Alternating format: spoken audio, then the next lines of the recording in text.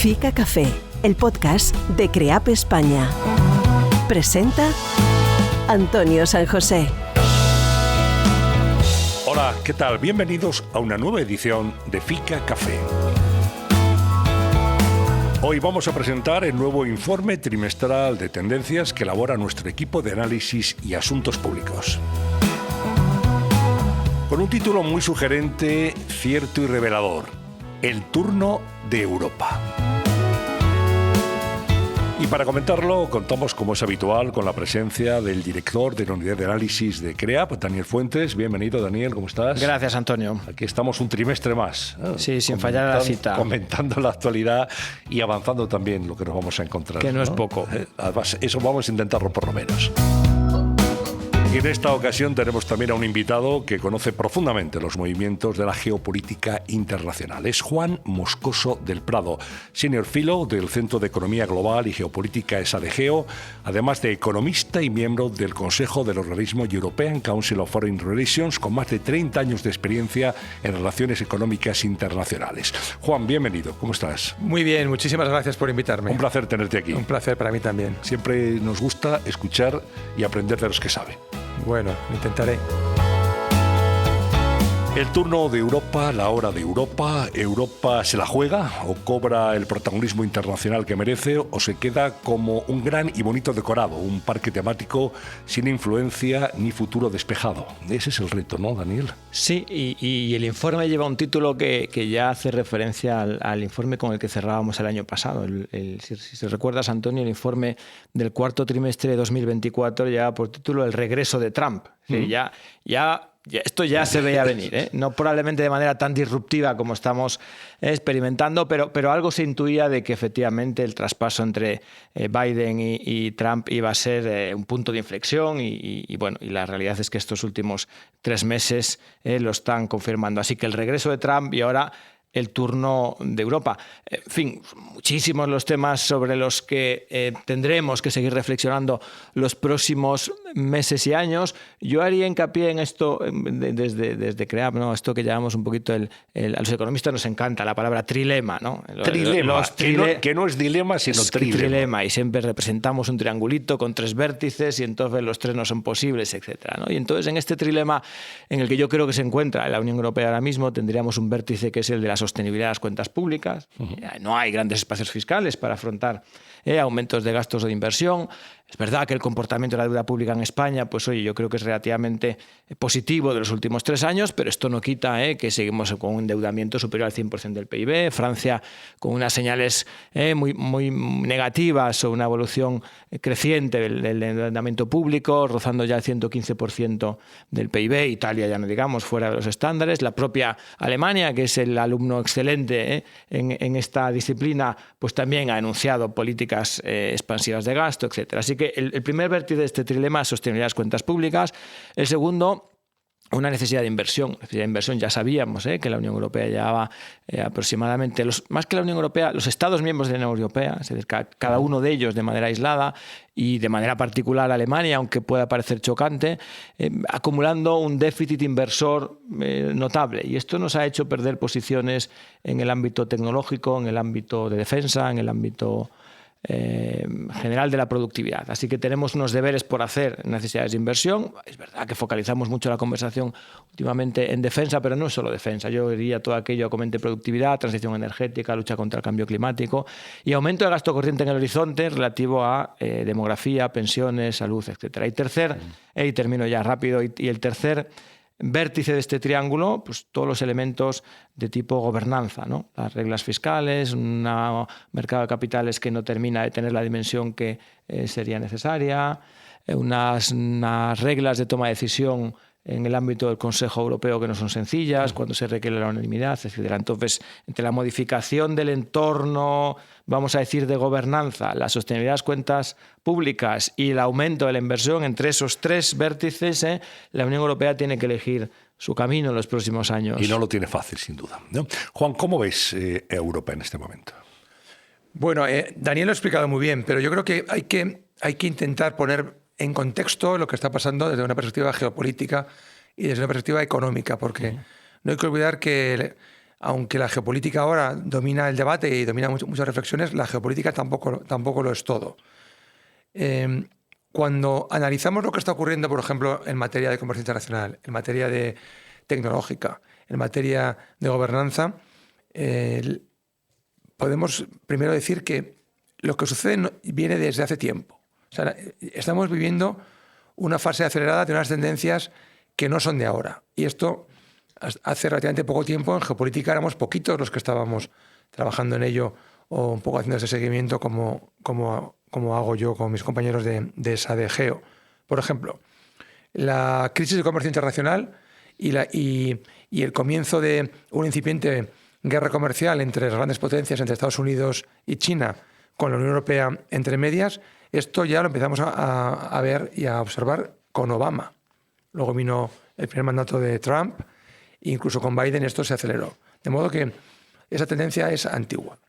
La tendencia también de la pérdida de capacidad inversora, productiva y tecnológica de la Unión Europea tampoco es de ahora. Daniel ha escrito sobre esto desde hace más de 10 años.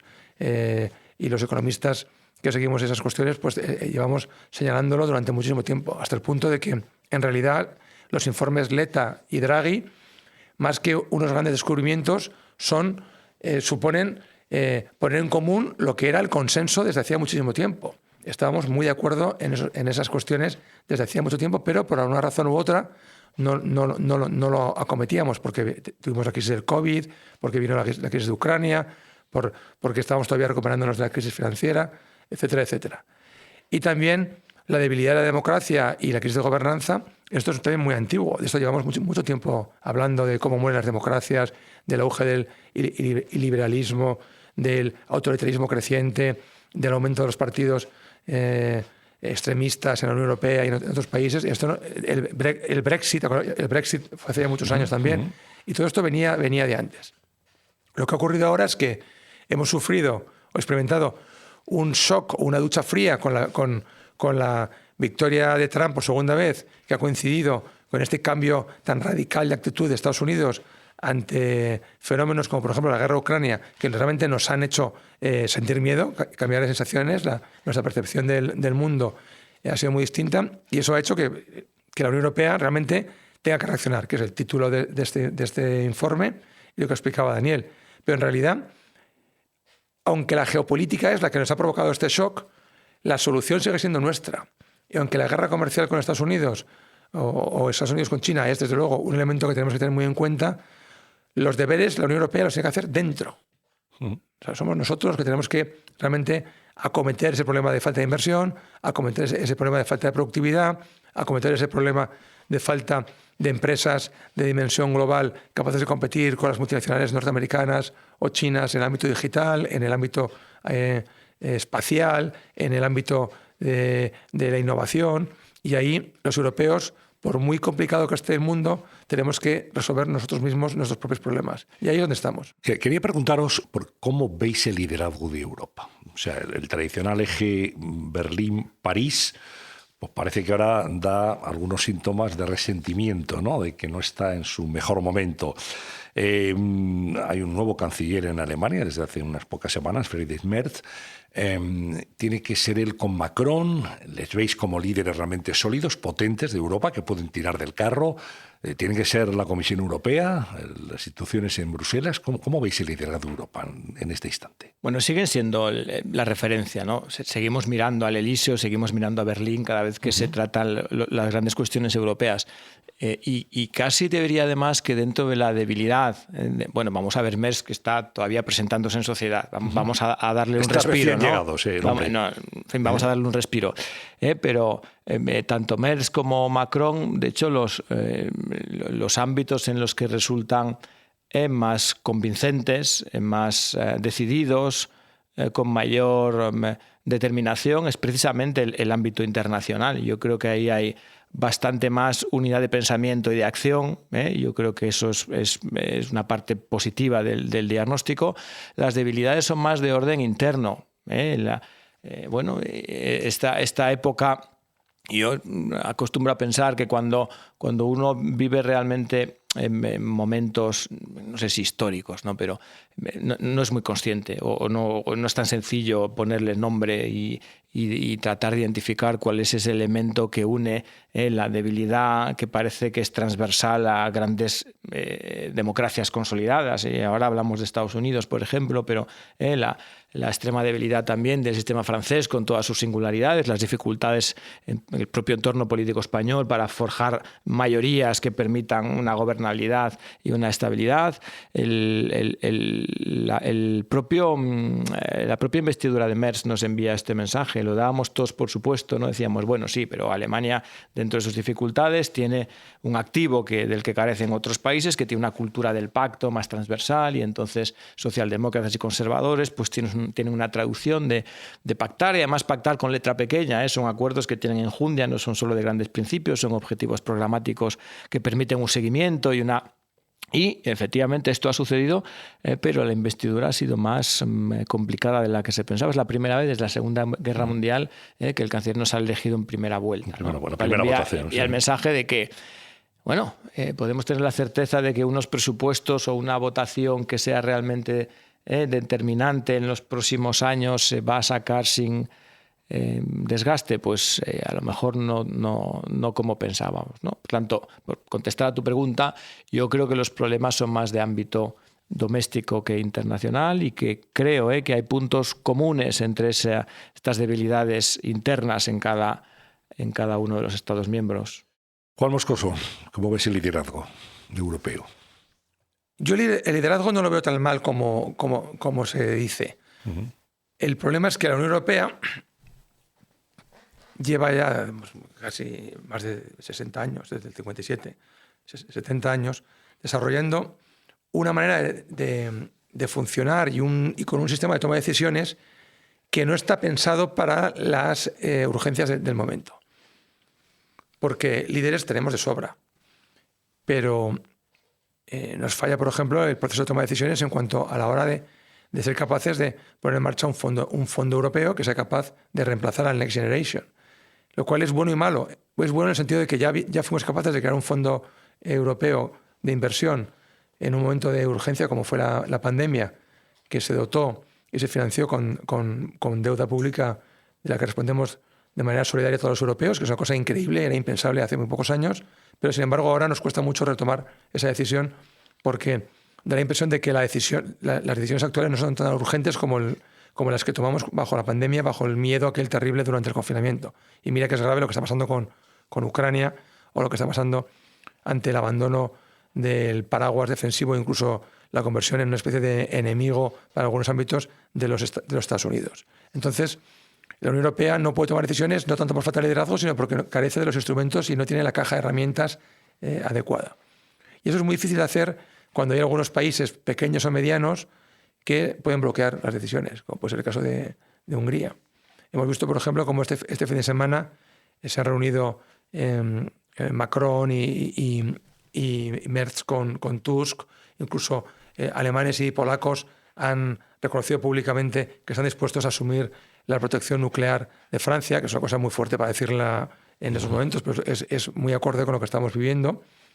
Y sin embargo, no somos capaces de hablar de cómo mejorar la productividad, de cómo realmente garantizar que el crecimiento económico va a seguir siendo en las próximas décadas el que necesitamos para que nuestro modelo de vida, nuestra sociedad, nuestro sistema social, nuestros jóvenes tengan derecho o puedan aspirar a trabajos de calidad. Y eso es lo que nos está costando más hacer. Pero no es tanto por la falta de liderazgo como porque no encontramos los caminos. Y en medio de la situación europea actual aparece algo inesperado, que es la crisis profunda del eje transatlántico, con un Estados Unidos liderado por Donald Trump que parece querer dejar de ser el aliado natural y tradicional que siempre fue ese país con Europa. Esto es algo, digamos, que no estaba en el programa, Daniel. No lo estaba, pero recordarás en un programa anterior, Fica Café, que teníamos a Areilza de invitado. Sí, José María Areilza, sí. Y él ya apuntaba, ¿no? Sí.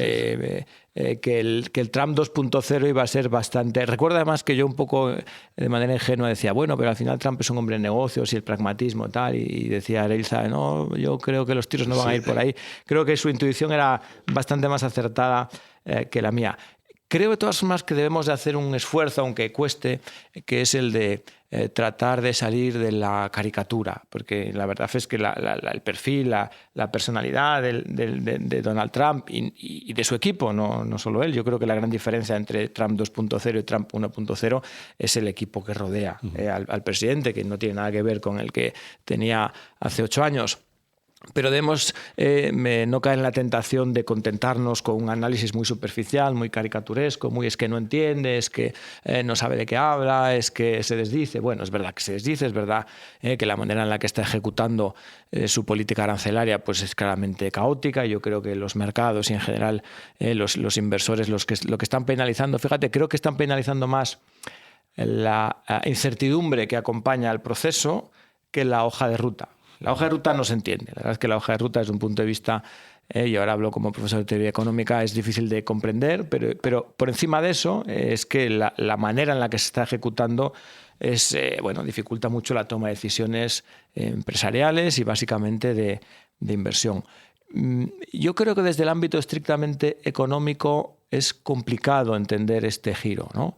Estados Unidos lleva... Por resumirlo, lleva 30 años siendo el gran beneficiado de la globalización financiera, que básicamente le estaba permitiendo, le sigue permitiendo, todavía hasta que las cosas no cambien sigue siendo cierto esto, le estaba permitiendo por una parte consumir más de lo que produce, es verdad que a costa de tener un saldo exterior deficitario, hacerlo además a precio muy reducido, muy competitivo. Esto tiene efectos benéficos sobre la competitividad, poder adquisitivo de la economía de Estados Unidos. Y además, y esto cerraba un círculo que era virtuoso, le estaba permitiendo invertir a Estados Unidos más de lo que ahorraba. La entrada de capitales, vamos a decir, el exceso de ahorro de China y de Europa financiaba el parte del ahorro en Estados Unidos. La pregunta que uno se puede hacer es, bueno, ¿qué ha visto Estados Unidos para querer poner fin a un círculo que era virtuoso para su economía? Porque señales macro duras no existen. Yo no veo y creo que la respuesta viene más por expectativas de liderazgo hegemónicas. Yo es la tesis que más me convence, algo así como que Estados Unidos diga, sí, yo todavía sigo siendo hegemónico en, desde luego, los mercados de capitales, militar y tecnología, esos 3 pilares, pero no estoy seguro que dentro de 3, 5 o 7 años siga siendo realmente el líder indiscutible en estos ámbitos, especialmente en el tecnológico y a lo mejor también el militar, mirando a China. Sí. Y a lo mejor esta manera torpe, porque yo creo que cabe calificarla de torpe, en la que Trump está tratando de reconfigurar las relaciones comerciales con el resto del mundo, nace más de ese temor a perder un liderazgo que ha sido incuestionado durante 80 años. Bueno, hablamos de la política arancelaria de Donald Trump, que tan discutida, y Juan, firmas en este informe trimestral de tendencias de CREAP un interesante análisis que titulas Las empresas europeas ante el riesgo de Trump.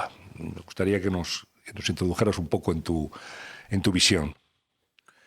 Bueno, hoy hemos visto, esta semana, que ha habido cierto repliegue, por ejemplo, en la guerra comercial con China. Sí. Bueno, y antes vimos, unos días antes, un acuerdo con Gran Bretaña. Con Gran Bretaña. Yo he leído un comentario esta mañana sobre ello, y que era de un analista de JP Morgan, que decía, hoy habrá 2 tipos de desilusionados. Los que esperaban que todo iba a ir tal mal, ¿no? Y que eso redundaba en su beneficio. Y por un lado, y por otro lado, en otro extremo, los que ya no van a poder defender que este señor Trump traía un plan metódico, perfectamente pensado y muy planificado, porque se nota que no es así. Cuando escribí el informe sobre las empresas ante Trump, hacía referencia a lo que hemos hablado ya antes, que son las empresas, las entidades básicas que la Unión Europea tiene que vigilar y cuidar, porque son donde se mide la productividad, son las que compiten, son las que generan el empleo de calidad y son las que realmente van a garantizar o van a permitir que la economía europea siga siendo lo que ha sido desde la Revolución Industrial, ¿no? Una economía capaz de generar prosperidad, cada vez empleo y condiciones de vida mejores. Sin embargo, lo que ocurre ahora con la guerra comercial, y también un poco respondiéndole un poco a Daniel, Antes hemos comentado cómo, por ejemplo, cómo le costó mucho a Merz, ¿no? Salir en primera instancia. Y tanto en Estados Unidos como en Europa hay una dicotomía y hay un duelo entre la guerra cultural y las decisiones económicas racionales. Entonces, cuando la guerra cultural se impone a lo racional, se toman decisiones que, bueno, pues que pueden redundar en grandes victorias para la hegemonía o para el futuro o para otro tipo de cuestiones, a pesar de que pueden ser negativas para la economía. Europa es más racional que Estados Unidos, pero en Estados Unidos yo me temo que la guerra cultural se va a seguir imponiendo durante estos años. Vamos a ver cómo el Estado de Derecho, el rule of law, las relaciones con los socios, el trato que se da a las relaciones económicas internacionales, cómo van a intentar imponer la ley del más fuerte en muchos elementos, todo eso va a afectar a las relaciones económicas con la Unión Europea y, por supuesto, con sus empresas. Todas las empresas tienen que protegerse. Y tienen que protegerse en los 3 ámbitos que, desde un punto de vista un poco más analítico, tienen que vigilar una empresa cuando el entorno internacional o el entorno geopolítico es turbulento. Por un lado, el ámbito de la seguridad económica, tienen que garantizar pues, que sus relaciones comerciales, sus relaciones legales, sus contratos, incluso el tipo de relación que tienen con una administración, si son objeto o no de sanciones, de vigilancia, pues que eso tienen que asumir que va a ser más complicado y que hay más riesgos. En segundo lugar, tienen que estar muy atentas también, más que antes, a lo que ocurre con su cadena de valor, con sus proveedores, con los lugares de los que importan materias primas, componentes, incluso ideas, porque eso puede cambiar y en los últimos años hemos visto que eso se ha dificultado mucho. Y en tercer lugar, tienen que estar también tienen que vigilar con mucho más cuidado la cuestión tecnológica. Porque la tecnología es ahora lo que genera más valor y es el bien más preciado, y ya no puedes pretender que con tecnología de otros países o de otras empresas o de otros socios pues puedas seguir haciendo la actividad como tenía. Y todo esto con Trump, en esta guerra cultural, pues tiene pinta de que no se puede, quizá no se arregle a corto plazo, porque él, como decía Daniel, pues sí, será muy empresario, pero domina los elementos de la guerra cultural y sobre todo de la guerra cultural dentro de Estados Unidos, que les puede llevar incluso a una crisis constitucional en los próximos meses o años, y es de lo que Europa tiene que estar protegida. Claro, es curioso, como señalabas, el acuerdo con China, un preacuerdo de 3 meses, el acuerdo con el Reino Unido, y sin embargo sigue diciendo que la Unión Europea son peores que China y no parece que haya un acercamiento ahí, no sé cómo lo veis, en materia de política arancelaria. Sí, de momento no. Bueno, vamos a esperar a que se vayan quemando etapas. Yo tengo la sensación, creo que todos, que es compartida, ¿no? Pues que hubo ese momento de mayor tensión en el que probablemente se hablaba incluso de cifras que no eran realistas, ¿no? Aranceles del 145%, sí, claro, etcétera, ¿no? Y que creo que al final esto pues se irá aterrizando de una manera más sensata. Creo, de todas formas, que el elemento que nos va a seguir acompañando, y esto es lo más preocupante, o sea, pongámonos no en el mejor de los escenarios posibles, y es que, oye, de aquí a mes y medio, 2 meses, 3 meses, antes del verano vamos a poner, pues este episodio de fricciones arancelarias se haya disipado y se haya aterrizado, bueno, no de la mejor manera posible, pero al menos minimizando daños y con acuerdos entre partes, etcétera. Incluso en este escenario lo que no nos va a dejar de acompañar es el elemento de incertidumbre, ¿no? Porque esto es marca de la casa y lo que hemos experimentado estos 3 meses es que hoy Trump dice una cosa, mañana puede decir otra. Entonces, esta falta de credibilidad, de continuidad, de confianza en el mensaje, yo creo que nos va a seguir acompañando en los próximos meses y años, y probablemente, aunque es muy difícil ponerle números, yo creo que esto va a pesar en decisiones de inversión, porque la incertidumbre es la mayor enemiga de la inversión. ¿Dónde me establezco? ¿Cuáles son las reglas del juego? ¿Van a ser las mismas o van a cambiar? ¿De qué dependen? ¿Depende de una elección? Bueno, pues si dependen de una elección, al menos hay un calendario, hay unos candidatos, hay unos programas, hay un debate político, ¿no? Pero si dependen de criterios que parecen más arbitrarios, ¿no? Como lo hemos visto estos 3 meses, pues eso es una vuelta de tuerca más al peso de la incertidumbre en la toma de decisiones empresariales. ¿Tú crees que llegará a algún tipo de acuerdo con Europa, Juan? Yo creo que va a tardar, porque Europa Europa, desde el punto de vista de Trump y del Partido Republicano actual y del movimiento MAGA, no deja de ser una especie de prolongación de los demócratas. Es decir, Europa simboliza el modelo social, democrático y económico al que él derrotó en las elecciones del noviembre pasado. Por eso Europa es algo más que un rival comercial como China, porque Estados Unidos no tiene vocación de transformar la política china, ni el modo de vida chino, ni tiene aliados que jueguen dentro de la política china. Sin embargo, sí los tiene Europa. O sea, en Europa hemos visto las primeras semanas del mandato de Trump fueron terribles, con el vicepresidente visitando Europa, reuniéndose con los partidos de extrema derecha o del populismo de derechas, criticando las instituciones comunitarias, diciendo que la Unión Europea era se había creado para ir contra Estados Unidos, defendiendo el soberanismo y la ruptura del mercado único. Forma parte de la guerra cultural a la que yo hacía referencia antes. Y esa guerra cultural es muy intensa en Estados Unidos y ellos entienden que la Unión Europea está alineada con sus enemigos domésticos. Algo parecido a lo que pasa con Canadá, por cierto. En Canadá también pasan esas cosas. Es inaudito las cosas que están diciendo de Canadá. Yo no sé. Es que me da hasta miedo poner ejemplos, pero imaginémonos un presidente español que hablara de Portugal o de otro país europeo como la 18ª comunidad autónoma, ¿no? Cosas de estas. Es de una agresividad y de una falta de respeto tremenda, hasta el punto de que, no ya desde el punto de vista económico e institucional, sino incluso desde el punto de vista de la seguridad, porque son temas muy, muy tremendos. Y nosotros, además, en Europa hemos visto lo que ocurría con Groenlandia, ¿no? De modo que, va a tardar ese acuerdo, porque no somos cómodos como modelo para lo que él representa. Bueno, algo más que señalar en la agenda internacional. Tenemos Ucrania, la guerra entre Israel y Hamás, en fin, Pakistán y la India.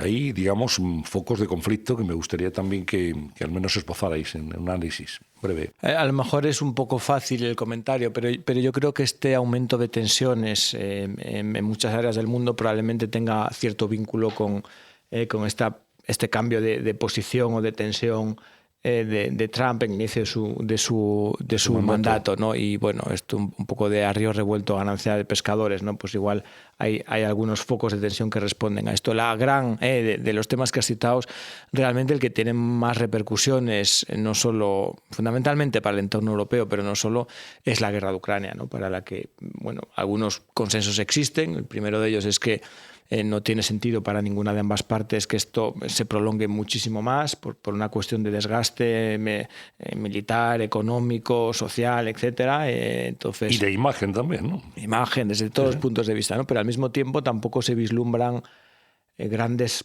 pasos, ¿no? O grandes señales que permitan ver una solución en el corto plazo, solución que yo, intuyo que todo el mundo empieza a pensar que pasarán por cesiones territoriales y por...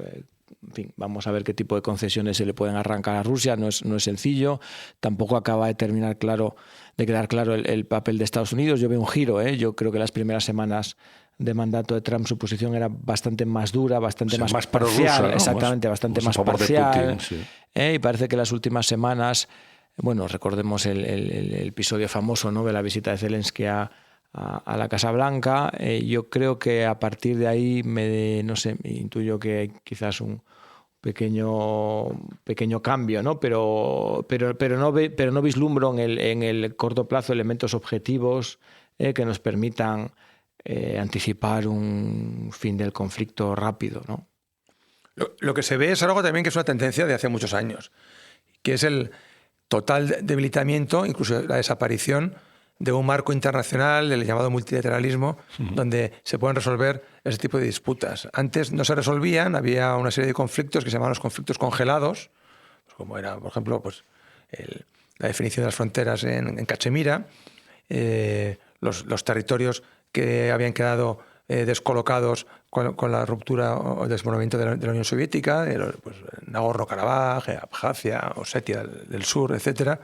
Pero poco a poco ese debilitamiento ha ido permitiendo que se produzcan ese tipo de escaramuzas, que ya han dejado de ser escaramuzas, porque la guerra de Ucrania no es una escaramuza, es una invasión total. Pakistán y la India ya no esperan que nadie intermedie, nadie espera que Naciones Unidas, el Consejo de Seguridad, pueda aprobar una resolución que permita resolverlo esto. Nadie, eso ya ni se le espera. Ocurre lo mismo en África, con lo que ha ocurrido en Sudán, en Sudán del Sur, en el Congo hace poco, y ya nadie lo reclama. De hecho, la Unión Europea se ha quedado sola en muchas de estas reivindicaciones. Hay que recordar cómo se acometían estas crisis hace una década o 2 décadas. Por ejemplo, Kosovo sigue sin estar reconocido por muchos estados de la Unión Europea, porque la inviolabilidad de las fronteras era y es todavía un principio básico del derecho internacional. Pues Daniel acaba de decir, pues parece que igual ya va a dejar de serlo. Y esto es muy peligroso. Y claro, el último que se ha sumado, o sea, todavía no es que estemos recuperándolo, sino que cada vez estamos ahondando en esa crisis, porque después de lo que ha dicho Estados Unidos, de Groenlandia o de Canadá o de Panamá, pues no parece tampoco que estemos mejorando en términos relativos. Y eso hace que el mundo sea más peligroso. Es verdad que yo he estado en Cachemira y he estado ahí viendo los puestos militares de pakistaníes e indios, y los ves hay unos enfrente de los otros. Aquello lleva desde la partición, lleva enquistado. Pero ahora da la sensación de que nadie dice nada. Antes, enseguida, China, la Unión Soviética, Estados Unidos, la Unión Europea, el Consejo de Seguridad intervenían. Nadie ha dicho nada. O sea, han sido ellos solos los que han parado, ellos son los que han hablado, y eso da mucho miedo. O sea, hay muchas cosas que hay que reconstruir. Bueno, nos venimos a la política nacional, si os parece. El informe trimestral de tendencias de CREAP señala con claridad que desde hace varios trimestres la legislatura continúa marcada por la fragmentación parlamentaria, los complejos equilibrios inestables y un estrecho margen de maniobra por parte del gobierno. Y esto se está evidenciando, Daniel, casi cada día, ¿no? Bueno, es estructural. Es verdad que al principio de la legislatura... No es coyuntural, sino estructural. No, es estructural. Al principio de la legislatura podíamos pensar... en fin, yo creo que había elementos que invitaban a la reflexión en este sentido, pues que el acuerdo que había permitido la investidura del presidente del gobierno tenía más recorrido que la propia investidura. La verdad es que el recorrido que ha tenido es tortuoso, está lleno de dificultades y, bueno, lo estamos viendo mes tras mes. Es difícil afirmar que el gobierno dispone de una mayoría parlamentaria. Esta no es la realidad. No solo por la parte de Junts, pensemos también en la escisión que hubo en el grupo parlamentario de Sumar, en el que ahora Podemos por un lado, Sumar por otro. Bueno, esto ya es la tónica de la legislatura. Yo creo que esto no va a cambiar. Esto de esperar a verse... No, en fin, las cartas se repartieron en su día y cada uno las está jugando como considera que debe hacer. La prueba de ello es que, bueno, no tenemos presupuestos. No tenemos, y yo creo que se ha asumido. A mí, como economista, ¿no? me resulta también un poco sorprendente que ni siquiera ha sido objeto de gran debate, ¿no? Hemos asumido todos con una cierta normalidad que no se presenten presupuestos generales. Yo, en fin, creo que eso es una buena señal de la débil mayoría parlamentaria que acompaña al gobierno y por una parte podemos argumentar que, bueno, los últimos presupuestos generales que se aprobaron fueron suficientemente expansivos y por lo tanto pues hay un margen. Pero hace 2 años ya. Por eso. Y es verdad que dejan espacio fiscal suficiente para acometer las necesidades de gasto que pudiéramos tener, pero lo cierto es que, bueno, hay muchos cambios. El mundo, Europa, España no es exactamente igual que hace 2 años. Podemos citar el caso de los 14.000 millones de aumento de gasto en defensa y otro tipo de urgencias o necesidades que serían mucho más fáciles de abordar si tuviéramos unos presupuestos y una hoja de ruta y una continuidad. Por lo tanto, yo creo que es honesto decir que no se gobierna igual con presupuestos que sin presupuestos. Esto es, aunque se puede, claro que se puede, ¿no? Sí, pero no es lo deseable. No es lo deseable. En fin, veremos qué da de sí esta legislatura. Yo creo que es muy difícil, es meramente especulativo. Oye, ¿y habrá adelanto electoral? ¿Habrá crisis de gobierno? Yo no percibo elementos objetivos que me inviten a decir que dentro de 3 meses, y a lo mejor acabamos de grabar el podcast y tenemos un anuncio de crisis de gobierno. En fin, pero yo no veo elementos objetivos en el entorno que me inviten a pensar en un cambio así de esta naturaleza. Pero tampoco parece muy probable que la legislatura se vaya a agotar en su último término, ¿no? Yo creo que pues tendremos elecciones, no sé, en 6 meses, 12 meses, 18 meses, no lo sé, pero en una ventana la legislatura termina en julio del 27. 27, sí. Y antes, y esto es importante tenerlo, hay algunos hitos relevantes. Sí. Tenemos unas elecciones en Castilla y León en febrero del año que viene a más tardar. ¿Que se pueden adelantar? Exactamente, digo a más tardar. Y las elecciones en Andalucía, que deben ser a más tardar en la primavera de 2026, si no se adelantan a algún momento próximo, ¿no? Entonces, bueno, estos y otros elementos estoy seguro que forman parte de los análisis de Moncloa, de Ferraz, de Génova y de todos los actores implicados. Juan Moscoso, ¿cómo lo ves?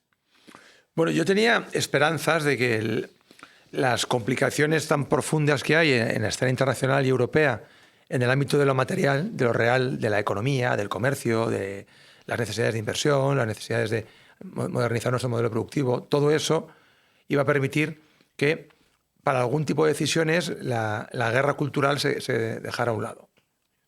Porque tenemos a Trump, porque estamos viviendo las consecuencias de la guerra de Ucrania, estamos viendo las consecuencias todavía del shock energético de hace 2 años, no nos habíamos recuperado del COVID y porque tenemos un gobierno de la Unión Europea que en el caso español está perseguido por una señora que es del Partido Popular Europeo.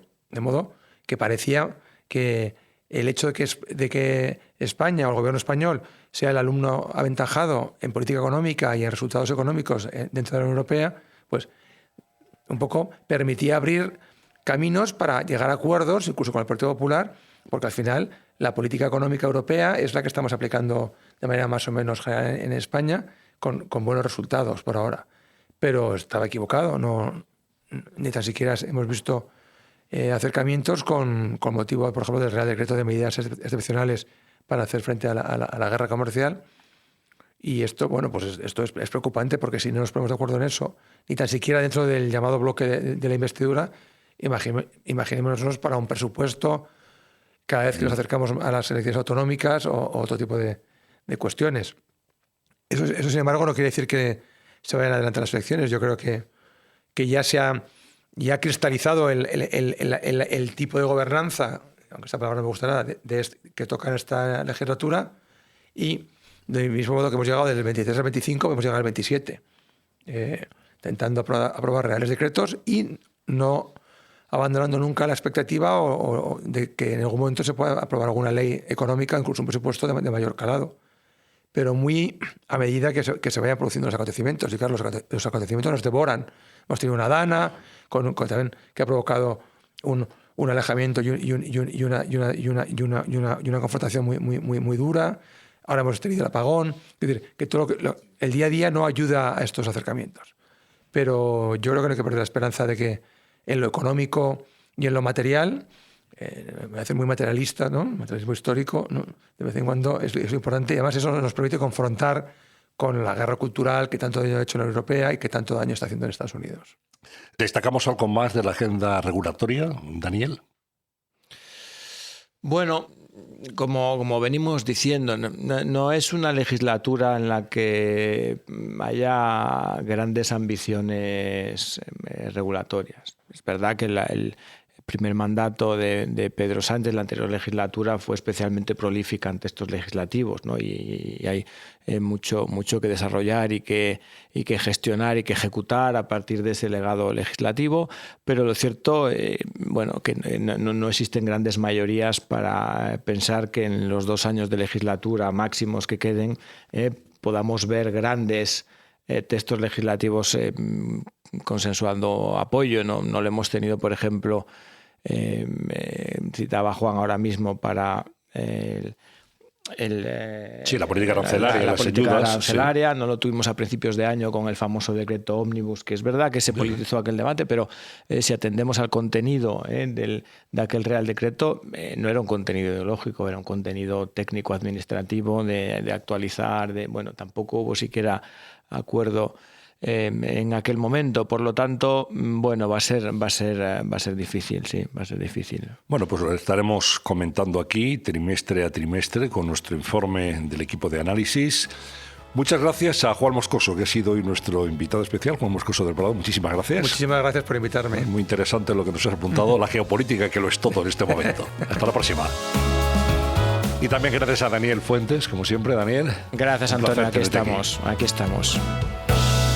Y a todos ustedes por su atención, por su audiencia de este episodio de Fika Café, el podcast de CREAP España. Hasta la próxima.